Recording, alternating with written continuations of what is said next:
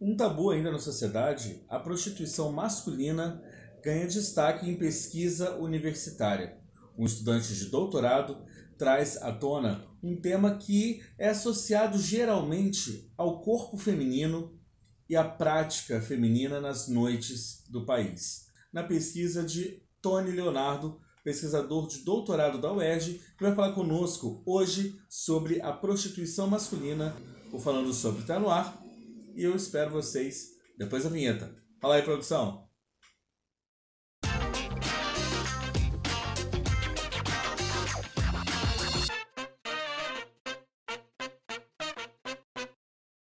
Salve, salve, falantes do Falando Sobre, sejam bem-vindos a mais um vídeo. Como eu prometi, mais uma entrevista, e hoje eu estou tendo a honra de receber uma pessoa que eu gosto muito, além de um amigo, é um pesquisador de mão cheia. Nós vamos conversar hoje com o Antônio Leonardo Lopes e Silva, ou Tony Leonardo para os amigos. Um pesquisador que é mestrado, é mestre e doutorando pela Faculdade de Ciências Sociais da UERJ, no Rio de Janeiro, e que trabalha um tema que para muitos é tabu, tal como todos os temas que levantamos quanto à sexualidade e a gênero, principalmente quando a gente fala sobre o gênero masculino, né, e sua amplitude, né, Léo? Que é a questão da prostituição masculina. Eu já vou começar minha primeira pergunta para você, para você explicar para a gente, para você falar um pouco para a gente, como que você enveredou, né, para o trabalho de pesquisa na questão da prostituição masculina, né, tendo o homem em foco, porque a gente vê, infelizmente, dada a historicidade, né, até mesmo das colocações, que a prostituição é sempre associada ao público feminino, à mulher, né, ao corpo feminino, à estrutura feminina. E quando um homem se dispõe a falar, né, do contrário, eu acredito que você tenha sido questionado do porquê ou não. Conta para a gente um pouquinho como foi esse recorte. Então, galera, boa tarde para quem está assistindo a gente. Queria agradecer primeiro ao Gael pelo convite, para participando do canal. Então, Gael, essa minha história, minha relação com a prostituição, ela começa quando eu entro na especialização na UERJ e eu tenho contato com uma gama de professores que estão trazendo várias informações sobre o ambiente urbano, né? A ambiência urbana.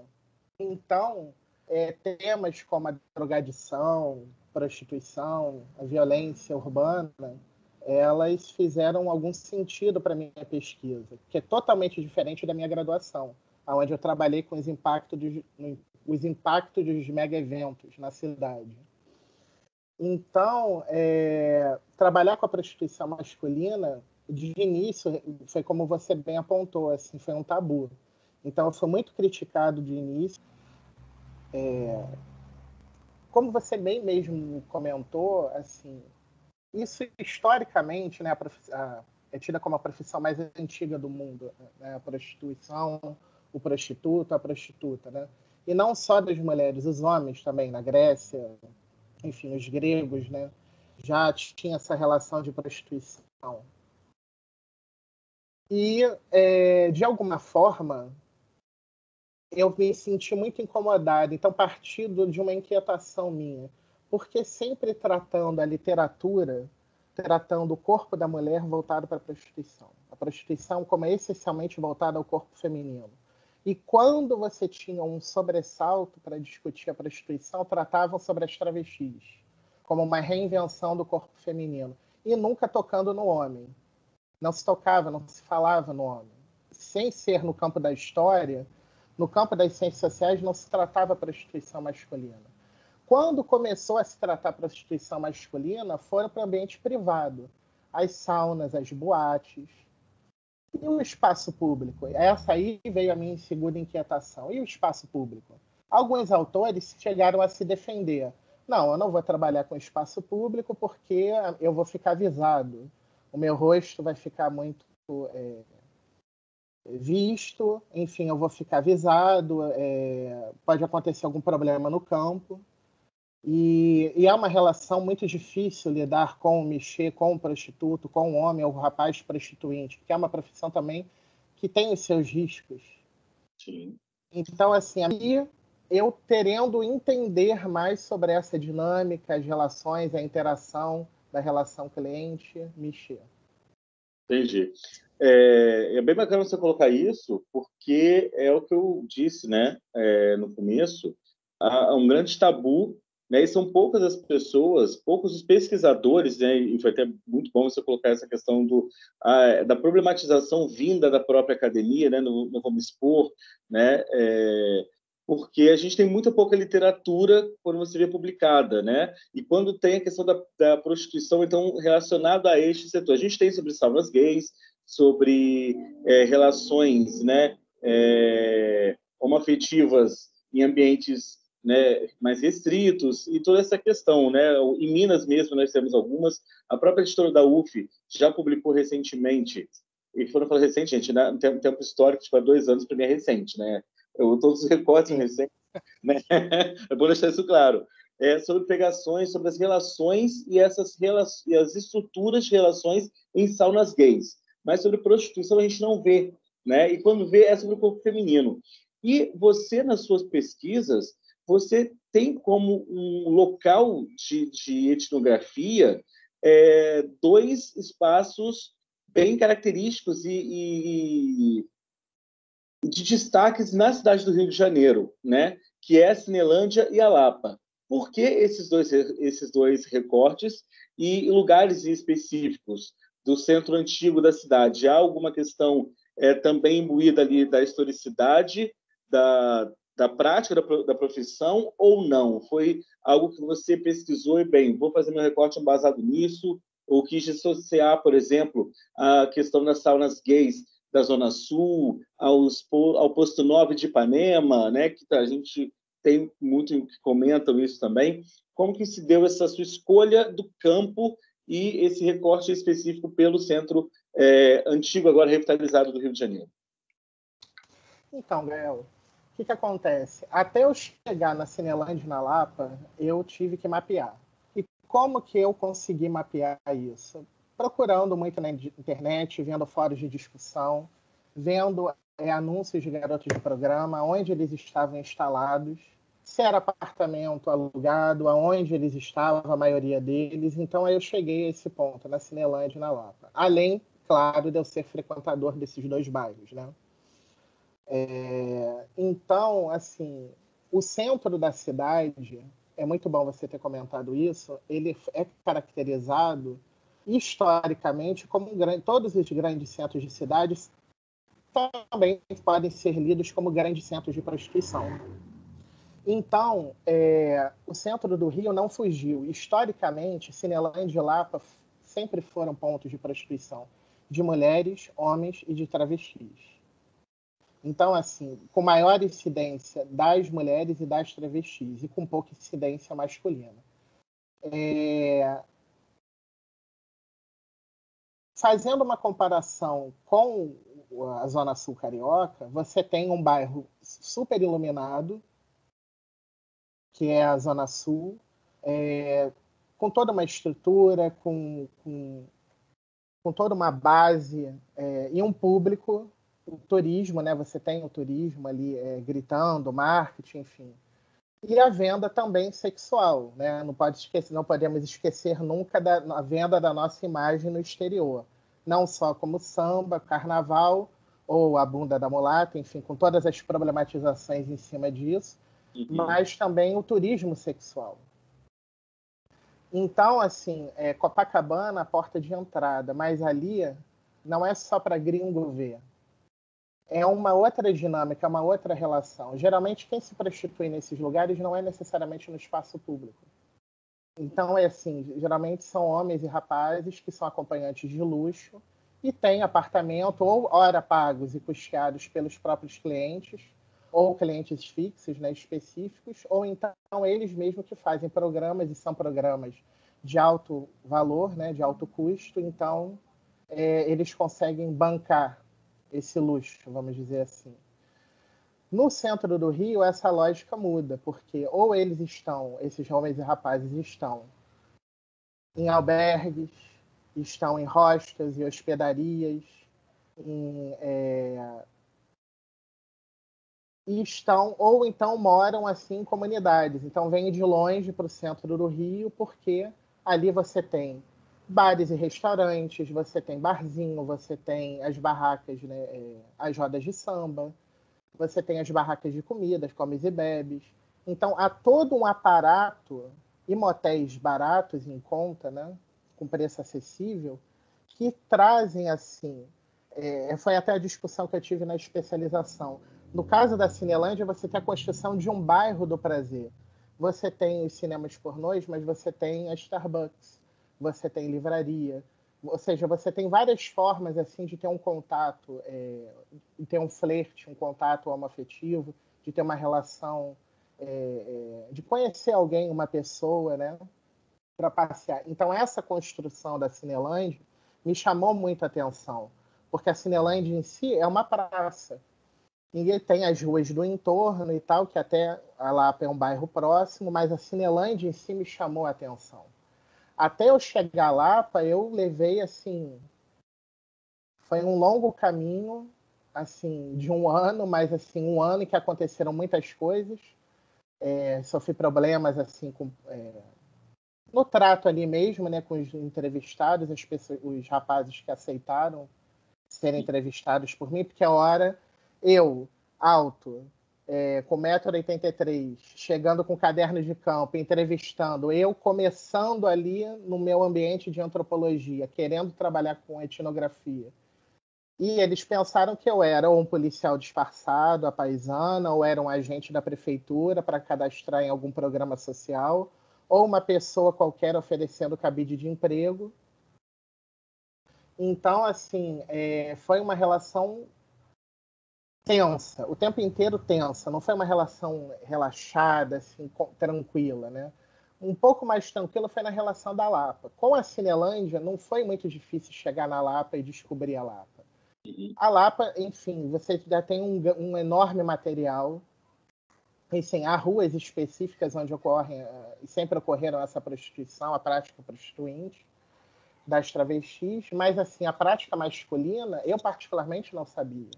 E assim como muitos ao longo da minha trajetória acadêmica que eu fui comentando e apresentando trabalhos, não se deram conta. Poxa, mas eu frequento a Lapa, eu não sabia disso. E ali, não sei o quê, não sei o que lá. Então quer dizer que ocorre aqui, assado, ensopado.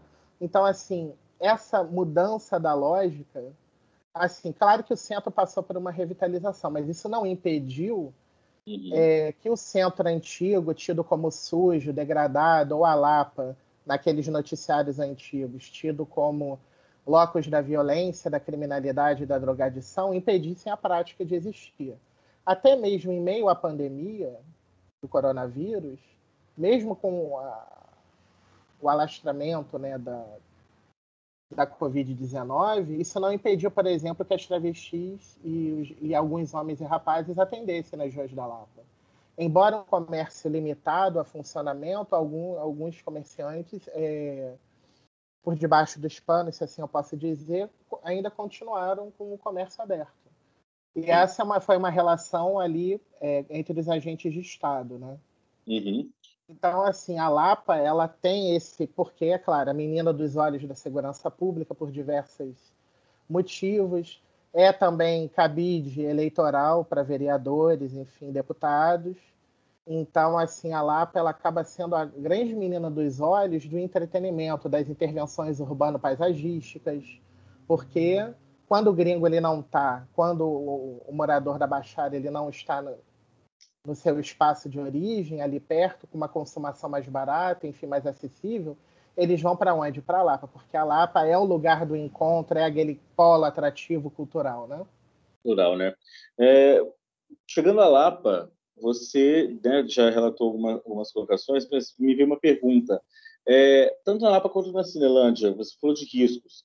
Você passou por alguma situação ou algum revés ali que chegou a suar frio? Que foi aquela coisa, caramba, como que eu vou sair dessa? Alguma saia justa no trato né, do diálogo com esses entrevistados, com essas pessoas, ou para poder desenvolver sua pesquisa?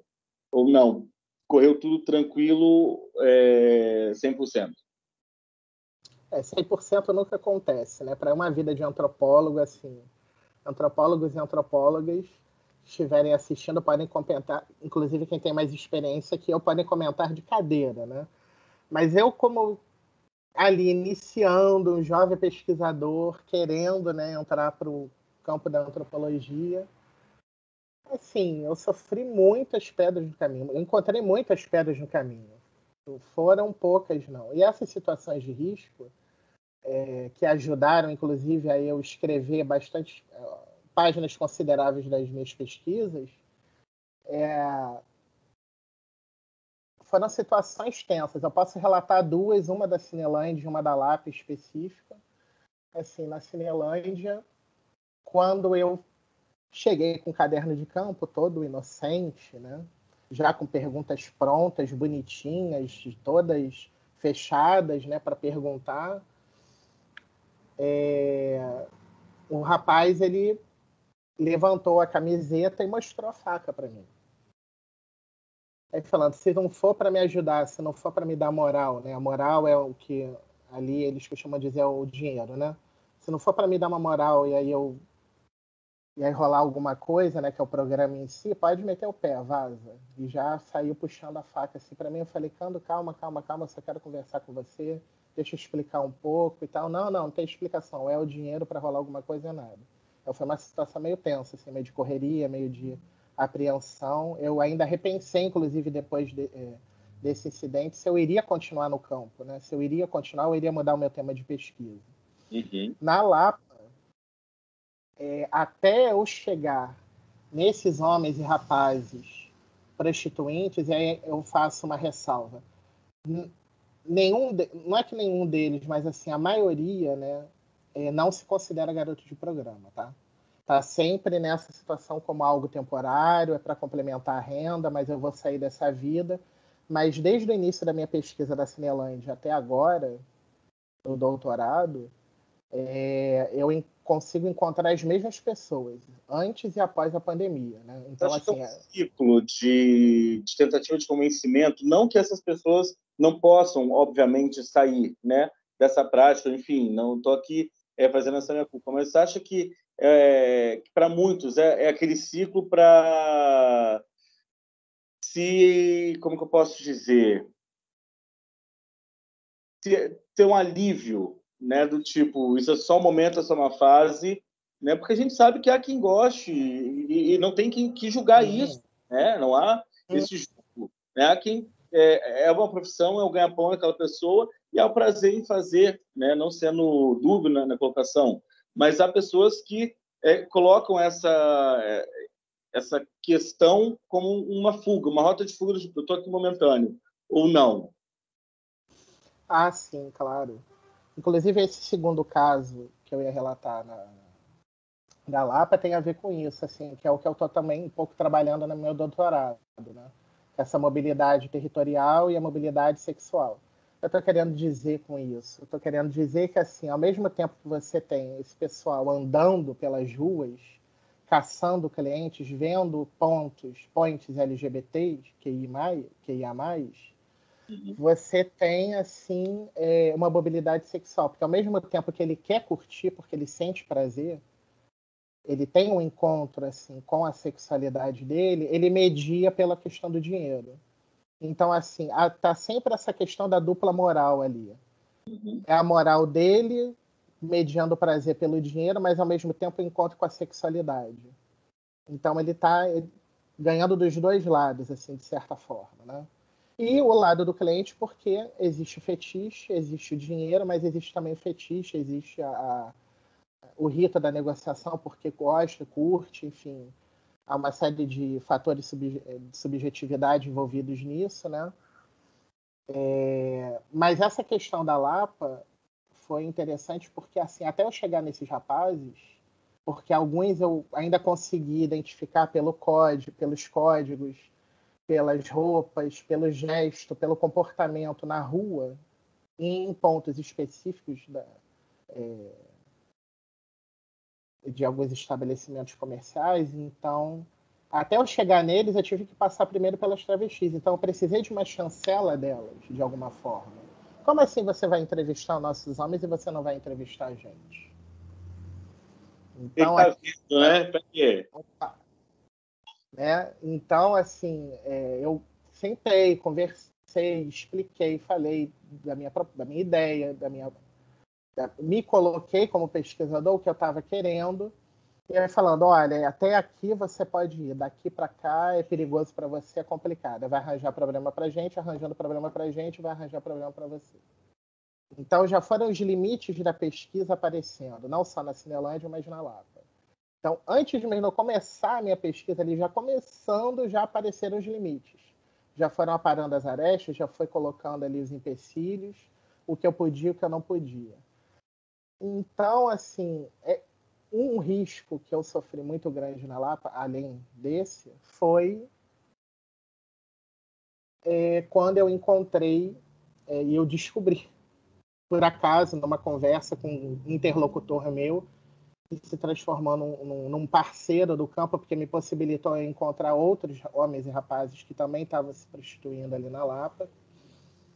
E ele abriu um pouco o jogo ali do negócio, do esquema que há por trás desse local específico, desse território específico que eu estudei ali na Lapa, que é um policial militar que tem essa figura encarnada de um cafetão.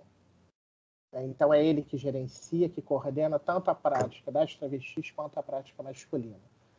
Então, assim, é o dinheiro que depois ele repassa para outras pessoas, a figura dele caricata e emblemática, porque assim, ele não é conhecido, só pessoas do meio, só atores e atrizes ali sociais, né? Do meio, né, específico, que consegue identificá-lo e saber que ele é o policial militar. E o mais engraçado, assim, engraçado com todas as aspas possíveis, ele ainda é lotado, ele está nativo, ele não é aposentado. Então ele tem essa figura policial da ativa, lotado no batalhão da Zona Sul, mas ele também é um Ares miliciano.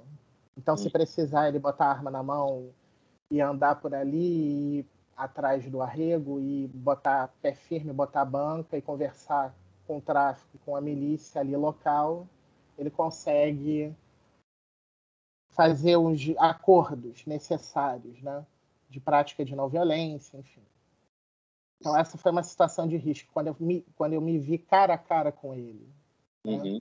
Então, foi uma relação um pouco complicada, porque eu falei, bom, eu não vou, ou se correr o bicho pega, se ficar o bicho come, então eu tenho que encontrar um meio termo aqui. Sim. Mas no final deu tudo certo.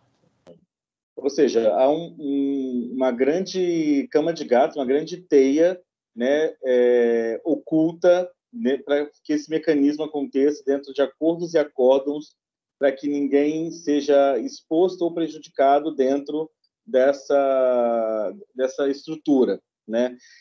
Andando um pouquinho, Tony, você no release, né, que a gente estudei a cartilha para a nossa entrevista. Você também, né, estando na Lapa, você está com a sua pesquisa em desenvolvimento analisando motoristas de aplicativo e usuários do aplicativo Grindr. O Grindr, gente, para você que não é da comunidade LGBTQIA+, que não conhece, é um aplicativo de vucu-vucu um pouco mais quente que o Tinder, né? O Tinder é só para adultos, como diria, usando a figura de linguagem da Xuxa, né? Aquele aplicativo que é um The Masked Singer, por aí, né? Só que o povo não canta. Como você chegou, né? Ou elaborou essa estrutura, né? Esse recorte dos aplicativos e essa associação à sua pesquisa? Como você teve ela com o produto final? Então, faz parte mesmo da própria metodologia de pesquisa na prática antropológica, você ir ao campo, você já ter alguma ideia na sua cabeça do que você quer investigar, já tem alguns autores e autoras para se embasar, para se escorar, mas é o campo que vai falar, vamos dizer assim, que vai mostrar para você o que tem ali de interessante, o que não tem, e você vai hierarquizando, deixando algumas coisas de lado.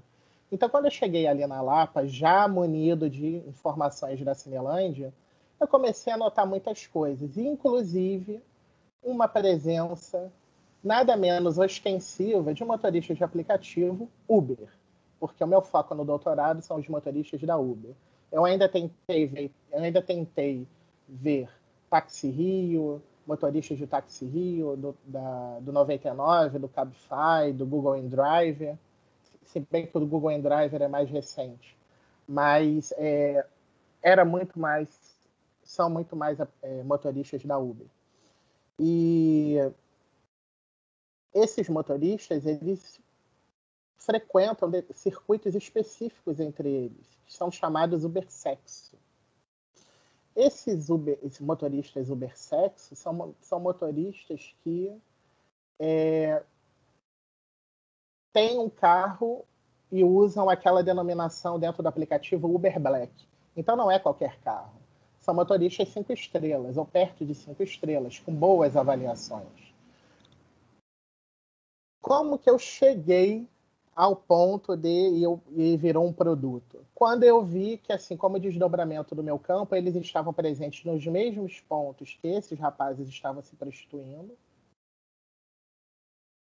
e se valiam, e eles também utilizam o Grindr, né, o aplicativo Grindr, para colocar o perfil erótico deles, o serviço que eles querem. Então não é só a corrida, né, de um trajeto a outro, é a corrida mais uma moral acordada no próprio aplicativo e a finalização do programa. Ou o programa é realizado dentro do carro, num local escuro, específico, uma rua vazia, ou num motel, ou na casa do cliente. Então, ou na rua, também tem isso. Então, assim, como que eu cheguei no Grindr? Por eu ser usuário também do Grindr, eu cheguei e comecei a ver vários perfis, assim, Uber e uma chamada chamativa, assim, Uber e o tamanho do pênis, né? Não sei quantos centímetros. Então, Uber ativo. Uber quer dinheiro, aí colocava o cifrão. Então, assim, sempre convidando e trabalhando também com esse imaginário. Eu tô pegando uma corrida e aí eu tô transando com o motorista e tal. Tô sendo feliz aqui na minha corrida. E ali embaixo, dentro do perfil, já vem o número do WhatsApp, já vem as fotos eróticas, enfim, você conversando com eles, né, com os motoristas. Alguns eu não cheguei a conversar pessoalmente. Claro, questão da pandemia, eu ainda não tinha tomado nem a primeira dose, então eu me resguardei. Mas, então, 2 deles, ainda na pesquisa de mestrado, eu consegui conversar, ou seja, foi antes da pandemia. Os outros 3 motoristas que eu consegui conversar foi direto no aplicativo, porque aí foi já pandemia deflagrada. Assim, eles aceitaram numa boa me ceder a entrevista, desde que eu pagasse o valor do programa. Então, assim, existe também essa troca monetária. Olha, eu cedo a entrevista, mas você tem que pagar. Esse valor, ele gira em torno de quanto? Olha, varia. Com esse valor da entrevista, mesmo sem a exposição, criando um pseudônimo, era um valor assim de 100, 150, 200 reais por uma hora. Eita. Não é um valor barato, não. Assim, nós estamos falando assim, 150, 200 reais, um valor médio de um acompanhante de luxo de Copacabana, Ipanema, Leblon. Podendo chegar esses acompanhantes a 250, 300 ou 500 reais, se for, porque dependendo pode ser um ator pornô da ativa, que está atual e tal. Geralmente o preço médio do pessoal da Cinelândia e da Lapa são 30, 50, 70 reais. Muito difícil chegar a 100. O valor, assim, o preço da rua, né, ali. Caramba! Uau!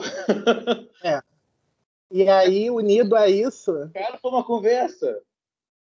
unido a isso, você tem o que eu estou agora tentando quebrar um pouco a cabeça para entender, porque o que eles me relataram, né, e agora estão me relatando mais, é que assim, em 2019, reforma trabalhista impactou consideravelmente a relação empregador-empregado. Então, ao longo de uma semana, eles tiravam X pela Uber, veio a reforma trabalhista e, em seguida, o impacto da pandemia, fudeu, assim, ferrou.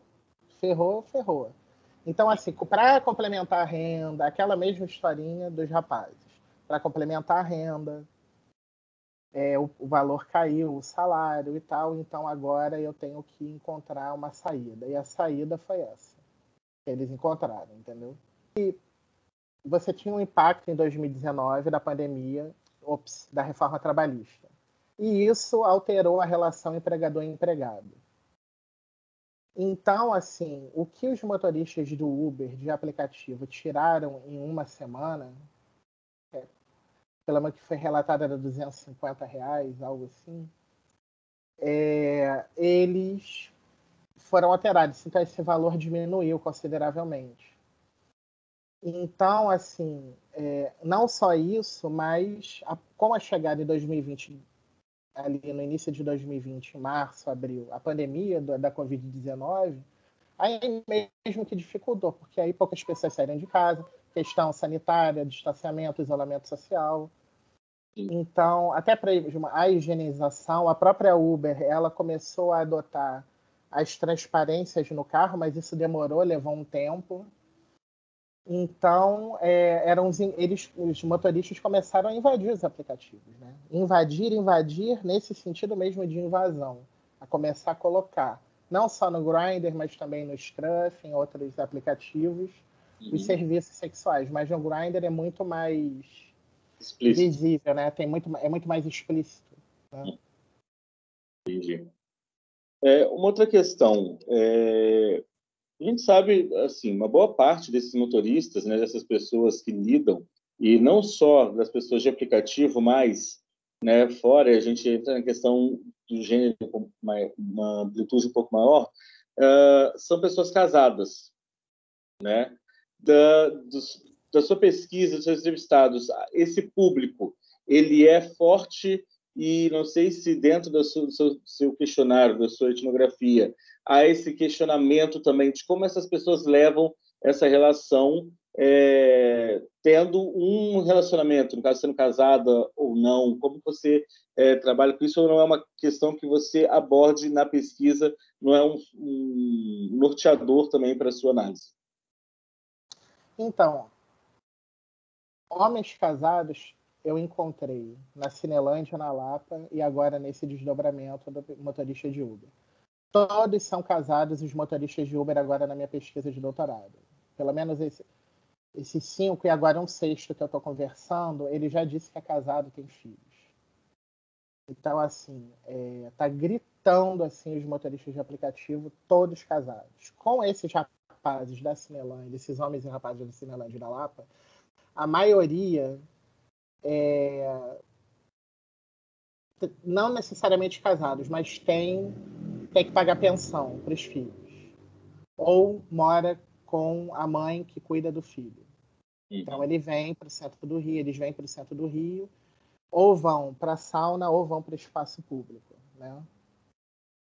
Se for no ambiente de sauna, aí é uma maioria esmagadora que são casados. Se for no ambiente público, alguns são casados, outras não, mas têm filho, né? E aí, como que eu fui administrando isso, né? E vendo a partir dos relatos que eles traziam. Uma parte do dinheiro para ostentar, então, assim, bebida, drogas. Muitos são usuários de drogas, então fazem um programa ali, já estão usando cocaína, maconha, enfim, e psicotrópicos diversos. Outros estão gastando dinheiro com roupa, vestuário, ostentando até para ficar numa situação um pouco melhor e indo lá para a Zona Sul, indo para outros points, né, outros espaços. E outros, enfim, acabam levando dinheiro para casa mesmo, dizem que não gastam nada com isso, vão para casa e é para complementar mesmo, assim, pagar as contas, né? ajudem a pagar as contas. Agora, esses homens e rapazes que a entrevista da Cinelange da Lapa, eles casados, assim, pelo menos os casados, eles sempre relatam assim uma história da infância, da adolescência, que transou com coleguinha, com primo, com amigo, com cara da rua, gostou e ficou, mas era uma coisa com todo esse discurso também de problematizações do sigilo, enfim, do agora que está virando moda, né, o menor posturado, né?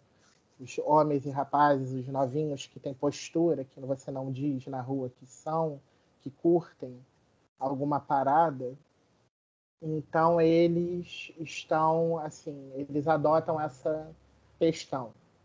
O meio ambiente aqui dentro da sala só uma coisa. Eu curto, eu faço isso, faço de tudo. Aqui na rua eu tô para jogo, o importante é ganhar dinheiro.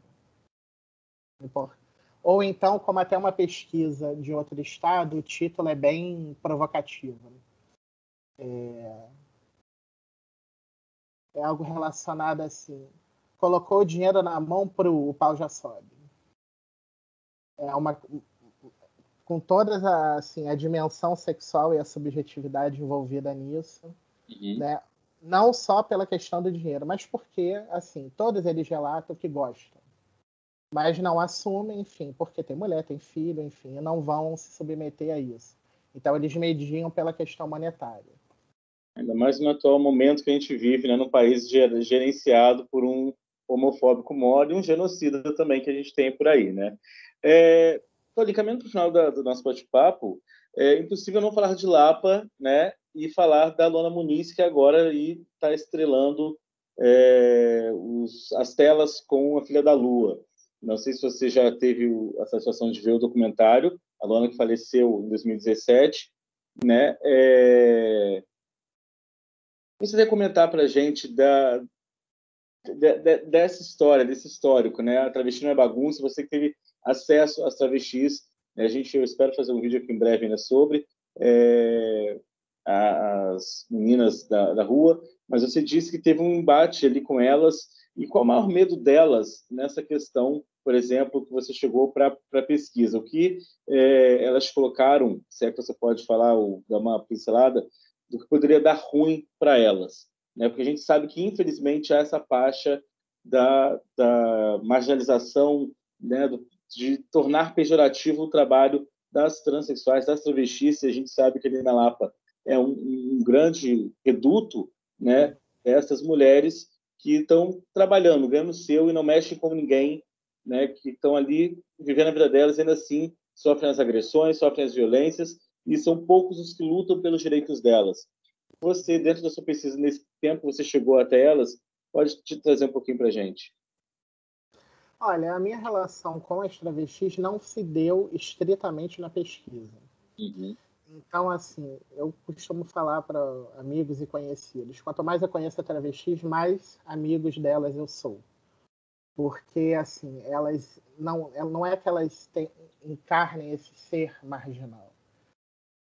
A vida obrigou-as a ter esse ímpeto de bater de frente com um homem que maltrata, que é escroto, que é babaca, que é preconceituoso. Então, assim, há uma frase muito marcante da Luana Muniz, que inclusive compartilhei recentemente na minha rede social, que é: se a travesti não se impor e não marcar território, te sucumbem. Então, assim, eu como cansado de toda uma questão assim autoral envolvendo gênero e sexualidade, envolvendo as pesquisas de prostituição, eu peguei essa chave do território. A minha pesquisa da Lapa, ela começa com a morte da Luana e esse surgimento desse policial. Só que para eu entender disso, eu tive que buscar um histórico dali. Eu tive a oportunidade de conhecer a Luana pessoalmente, mas assim, quando eu era bem novo.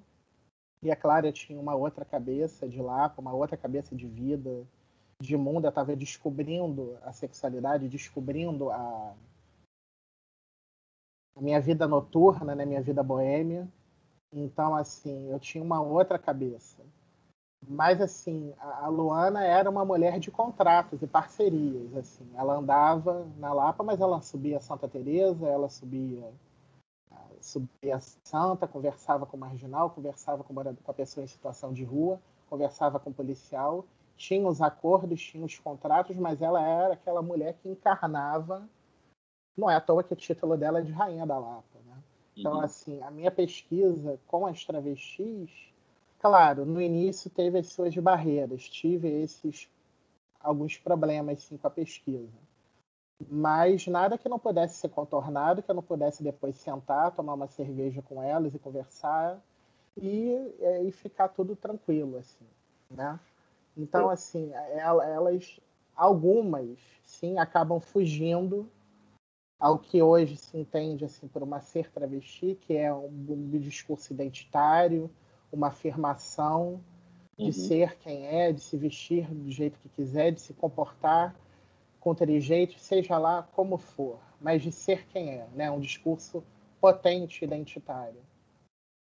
A Casa Neme é uma casa de resistência, continua sendo, né? Então, e, no entanto, que veio sendo perseguida e deslocada de um ponto para outro, infelizmente, né, pela política pública e preconceito de moradores e pessoas, né, mal intencionadas, né? Mas o importante é que ela, como a UERJ, continua resistindo.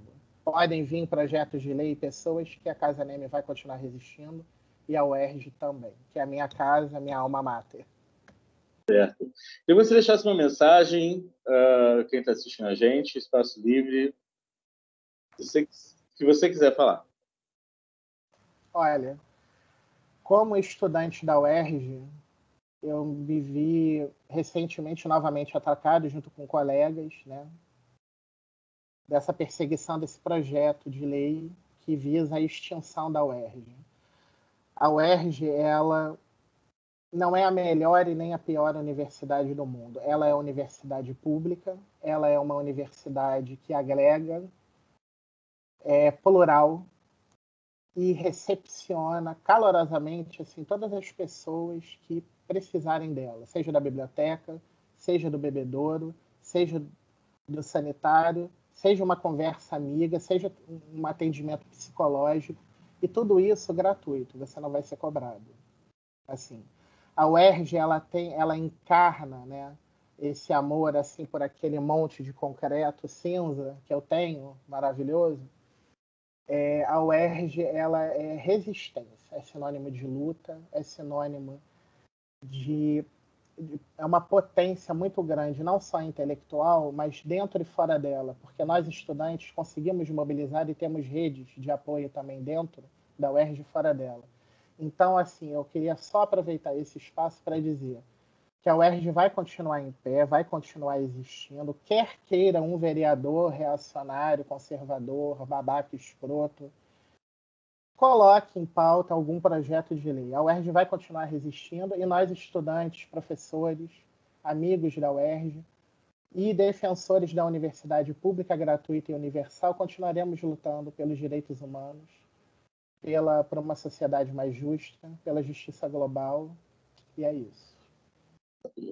Tony, muito obrigado por ter dado esse tempinho para a gente. E eu já estou super curioso para ler quando acabar, espero que consiga fluir tão logo seja, né? Sim. Porque são temas que são, sim, necessários, como sociólogo eu falo isso, é muito importante a gente ter, sim, um panorama, né, do âmbito geral. E quanto a questões de sexualidade, gênero e comportamento, elas são de extrema importância para principalmente derrubar, né, essa hegemonia, esse tabu conservador, né, e binário que a gente vê por aí, que limita, oprime e destrói a tantos e tantas nos seus desejos e suas relações, porque isso afeta também as relações não só amorosas, sexuais, mas estruturais de maneira geral. Tony, muito obrigado. Muito obrigado a todos vocês que estão assistindo, espero que tenham gostado. Se inscrevam, curtam, comentem, pode mandar mensagens aqui, eu vou repassar para ele. E, enfim, semana que vem a gente está de volta. Um grande beijo a todos. Obrigado, Tony, para você. Tchau, tchau. Eu te agradeço.